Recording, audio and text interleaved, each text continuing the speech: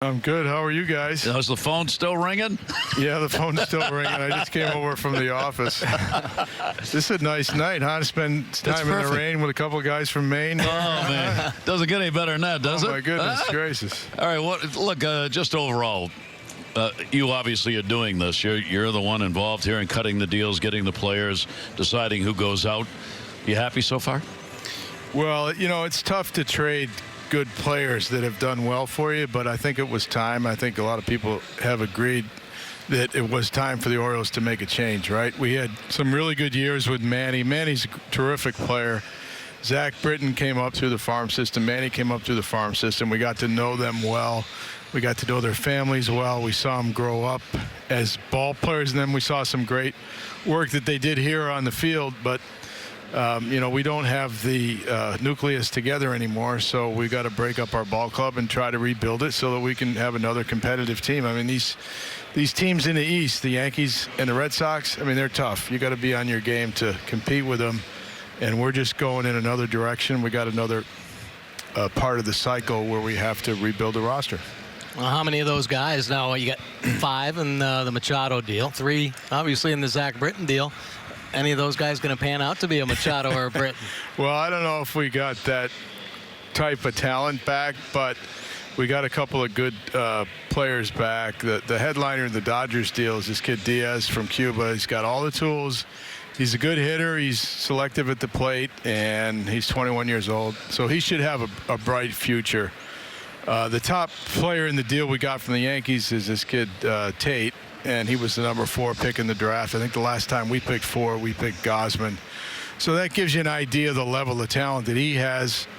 He's been traded once from Texas to the Yankees. He seemed to have gotten things together. He's one of the top pitchers in the Eastern League this year. He's got good stuff, terrific athlete, throws hard. He's got a good breaking pitch. He can field his position. So, we hope that he comes along and he's a starting pitcher for us in the future. So those 2 guys we like a lot. The other players in the trade, this kid Cody Carroll, reliever with the Yanks, got a good size. He's like 6'6", weighs like 220. He throws downhill. He throws in the high 90s. Got a good slider that they haven't been able to hit. He closed out the International League All-Star game for his team. So he's got a lot to contribute. The other kid we got, Josh Rogers, is a finesse control left-hander with good pitches from the University of Louisville. He's had some good success with the Orioles. Very good command of 4 pitches. So that usually works up in the big leagues. The players with the Dodgers are really kind of interesting. We got 2 pitchers, Dean Kramer, who's a right-hander, and he pitched for Team Israel in the World Baseball Classic. And he was born in Israel, interestingly enough, and he's the first Israeli-born player to get drafted, I think, ever. Yep. But he's a good pitcher. He's got a good curve. He made his debut in Bowie the other day. He threw 91 to 95. He had good movement, mostly 93. He got his curve over, had a change of speeds, and he's also got a slider. So he's got a good 4-pitch mix. He's having as good a year as any pitcher could have. He's one of the top pitchers across A-ball, and he's gone to Double-A. And he's picked up in Double-A. He's had 2 starts. He's done as well in Double-A as he did in A-ball. So he's got all the pitches. He reminds me of the pitcher who was with the Red Sox there, Bronson Arroyo. He had a good overhand curve, good command of his pitches, and he's been very durable. He's taken his starts over his career. We picked up another pitcher, a kid named Zach Pop. Now, I hope he has some, right? Looks like he does. Yeah, he does. He's got a good sinker. He's got a 93 to 97 mile an hour sinker. He has a good slider that they haven't hit yet. From the University of Kentucky, we had good reports on him out of college. He hasn't pitched a lot, but when he has pitched, they haven't hit him. They haven't hit his slider yet, and I can see why. It's got good break, sharp break, and he's got over 60% ground ball rate, so that generally plays in our ballpark, right? Yep. You get that good sinker baller. Now, what's unique about him is that he gets a lot of strikeouts on the slider. Usually with a sinker ball, you don't get that many strikeouts, but he's had over 10 strikeouts per 9, which shows that he has a very unique talent. So I'm kind of excited about him. I hope that he can make a contribution. The other kid we picked up in the Dodger trade is a kid named Rylan Bannon, and he's was a 7th-round pick out of Xavier. He played ball with Zach Lauder at Xavier. The summer before that he got drafted, he was one of the top players. I think he might have been the MVP of the Great Lakes League. He's an infielder. He can play second and third. He's a real gritty player. And since he's signed and gone out into pro ball, he's hit 300. He's got on base 400, and he slugged 500. So he's a right-handed hitter with power. He's not a really big physical kid, but he's a gritty player, and he's smart.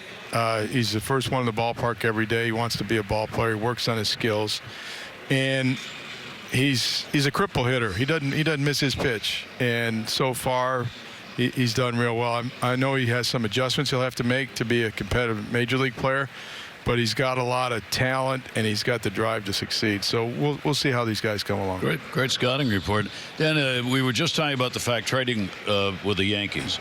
Is there a change of philosophy overall about more of a willingness to trade to work with teams in the division? Well, that's not our first choice. Yeah. Because then if they do well, we got to watch them for 16 games.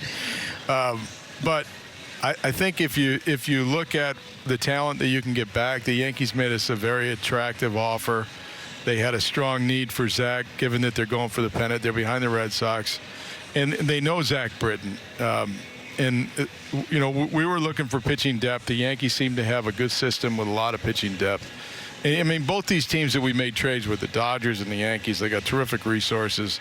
They got smart people running their organizations, and they got a lot of ball players from top to bottom.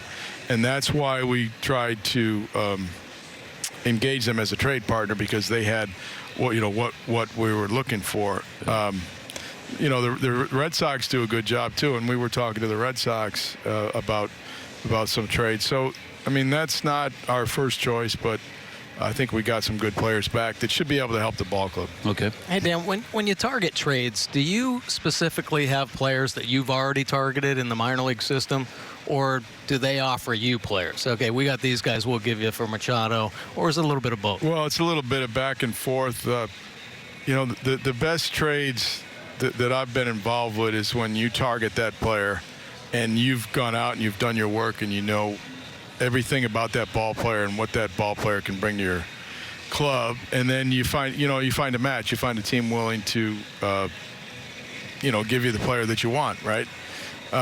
In this case, we got some players that we targeted, and then we got some other players that the clubs were willing to trade. But I think we did some pretty good work. Our scouts did a good job with that Dodger deal. We had a lot of resources on that. And then the Yankee deal, we've been scouting the Yankees very thoroughly for the last couple of years because they have so much pitch and depth. Look at the Yankee bullpen and the number of arms they have, where the guys come out of the bullpen, they're throwing up to 100 miles an hour. So, I mean, the kid Carroll we picked up can hit 100 miles an hour. But the reason the Yankees can give them up is because they've already got 3 or 4 of them in their major league bullpen. I mean, they've got it.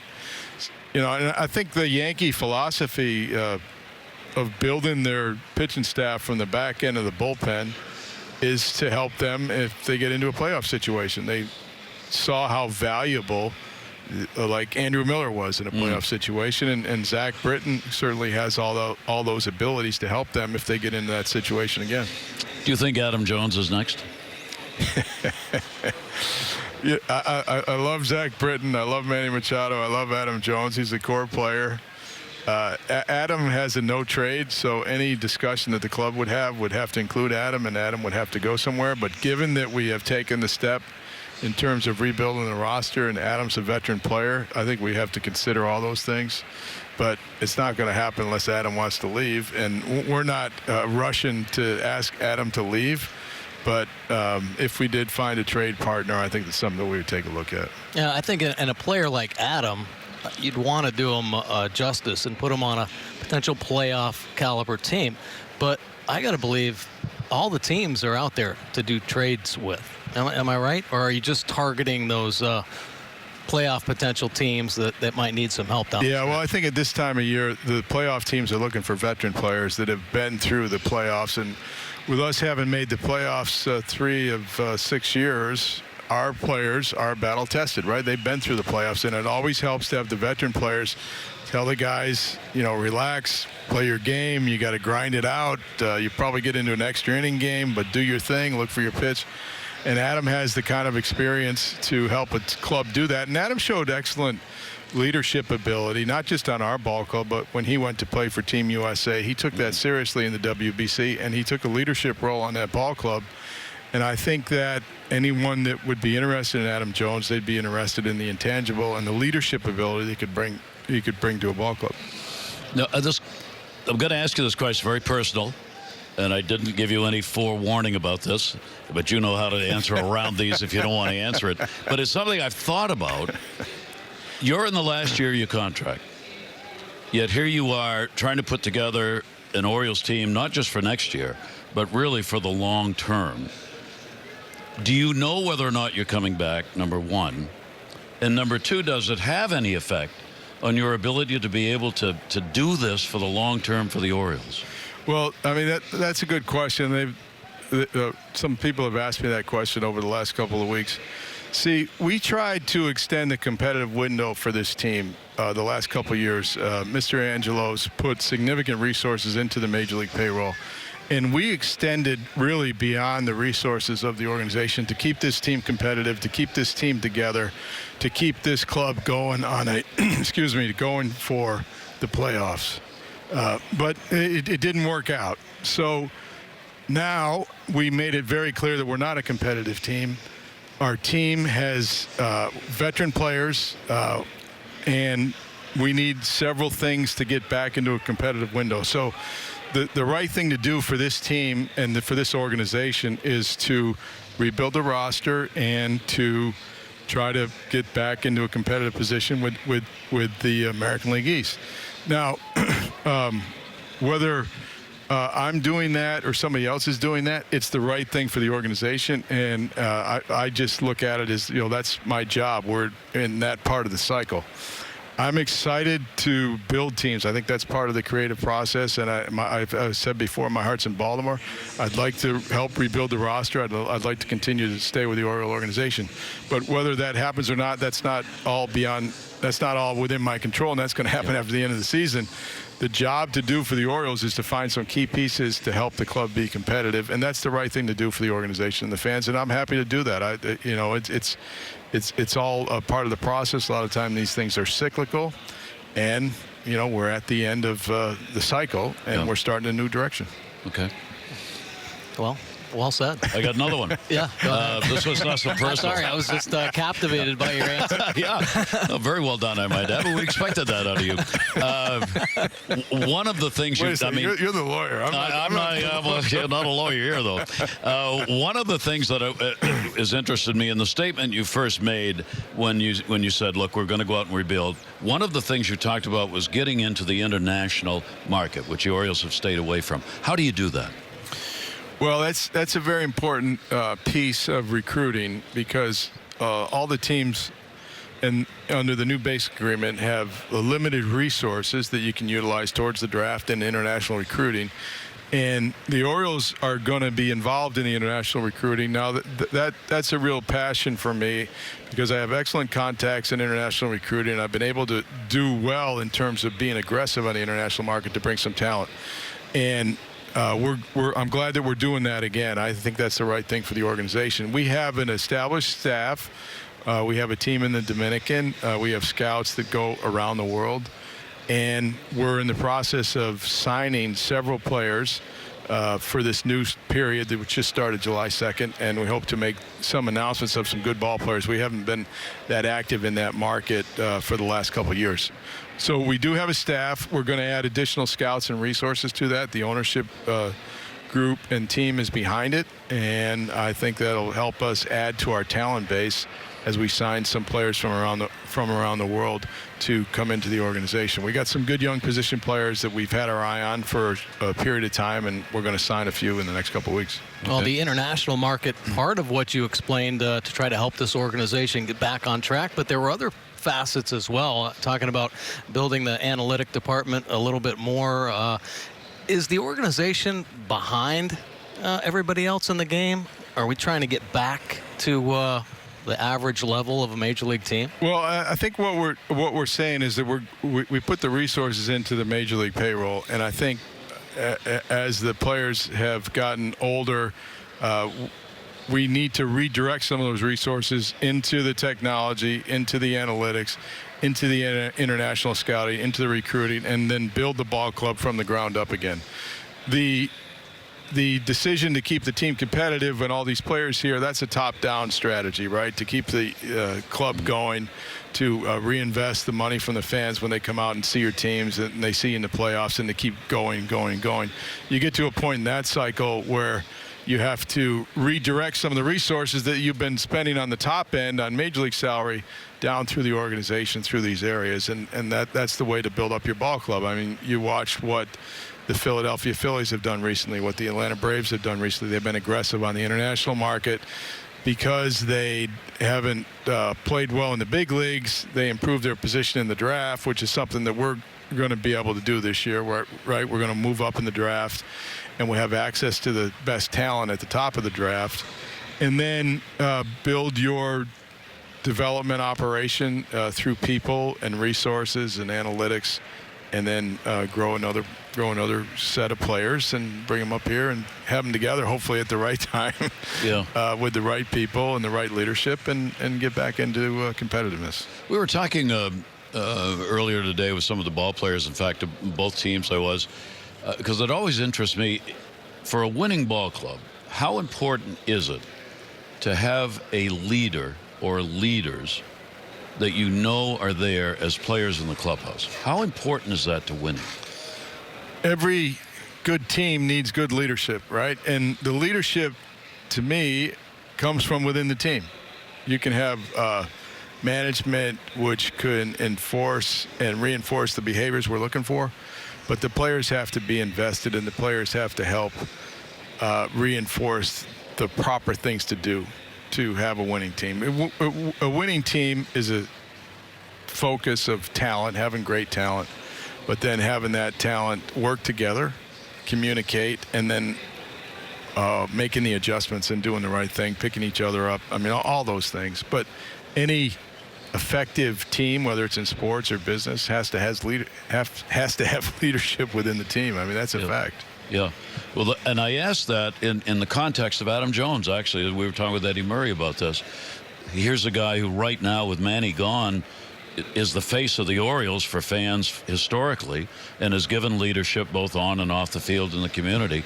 And how important is that in terms of your decision whether to be willing to give him up or not?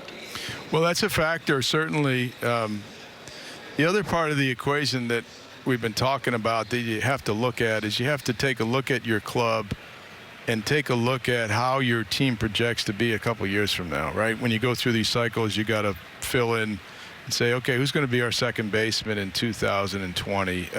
What about our shortstop? Where's our pitching staff going to come from? And then who on your current team can contribute when your team is competitive again? So you got to try to project what contributions everybody can make. And, you got to try to do the right thing for the organization so you can get back into competitiveness. You know, when players play for a ball club and people support them and the players give that love back in the community, I mean, that's a tough decision. That's a tough decision to make. Do you want that player on your team? Yes, of course you want that player on the team. Can that player do what they did for your team a few years ago in the future? You know, I mean, so I think that's the trade-off that you have to make. That's a tough decision. John McHale was the president of the Expos when I got there, and he said, your toughest decision is always going to be, what are you going to do with your veteran players when they get through the peak years of their career? How are you going to handle that? How are you going to manage that with the player? How are you going to manage that with the fans? And he said that's always the toughest equation. That's the toughest personal decision, when you're running a ball club. Yeah, absolutely. But the good teams seem to have that good balance, right, of the veteran player along with the younger players that have the talent. But the veteran guys keep them in line and pushing in the right direction. Exactly. And the culture that you have within your team, within your organization, I think has a lot to do with that. If you have a winning culture and you have players in the big leagues that have good habits, that do the right things, that have the routines, and the young players come up from the minors and they see the players doing those things, well, they fall right in line. They adopt the behaviors that it takes to be competitive day in and day out. So, I mean, that all adds to it. Hey, Dan, I'm sorry. No, go. I know the organization seems to have, the minor league side of it seems to have kind of improved with the talent, the prospects, but the players that we've gotten in return from the trades have all of a sudden just gone right to the top of the prospect list. Is that telling that the fans that the organization has been kind of thinned out and this is a just reloading kind of situation, or did you really get some really good players that are all of a sudden the best in our organization? Well, we got a couple of good players back in the trades. The player development operation we've been working on for the last couple of years, and we're working to bring some players up to the big leagues. I do like some of the pitching depth that we've had. We did have some injuries to some of our top draft picks that has hurt the overall development of the team. Some of those pitchers that we were dependent on get hurt, but I mean that happens. That's part of the industry. But when you take a pitcher high, that's a risk that you take. So you got to have several pitchers in the pipeline to be able to overcome those type of injuries. But I think we got a couple of good players back that were rated highly in their organization. I think the organizations that we got them from had a little bit more depth than us because they've been active on the international market, and they put significantly more resources into their recruiting and player development. I'm talking about the Yankees and the Dodgers, the big teams. But we should be able to bring some good players back through the farm system to help us get back into competitiveness. Manny was he was like one of the top 4 players in the draft, maybe the second or third player taken in the draft. Bundy was a top pick in the draft, 4 or 5. Gosman was like 4 or 5. We're going to be selecting in that area of the draft, and we need to get that right this coming year to get some prospects back, premium prospects back on the club and get us back into competitiveness in the Major League East. But I think we got some good prospects back. We could work to build the depth of the organization through the international market, which we aim to do. The ownership is behind us on that, and I think that'll be a good plus for us, a shot in the arm. And we'll continue to work the draft, but having not won as many games, we'll have a better position in the draft. So hopefully we can capitalize on that and get the good players. Dan, we can't thank you enough. I mean, it's great talking to you. I love talking baseball with you anyway, and it's very tough, the job you've got trying to put this thing together, and I think we all understand that. But that's what your job is now, and congratulations on the start, because it looks like you put some meat to the bone. Yeah, no, I appreciate that. I hope these players come through like we anticipate they'll come through. We've got plenty of opportunity here, and our fans are great. I think our fans understand where we are in the competitive cycle. And I've heard people say that they're relieved. You guys acknowledged what you had to get done, and now you're rolling up your sleeves and going to work. So we appreciate that support from the fans. Thank you.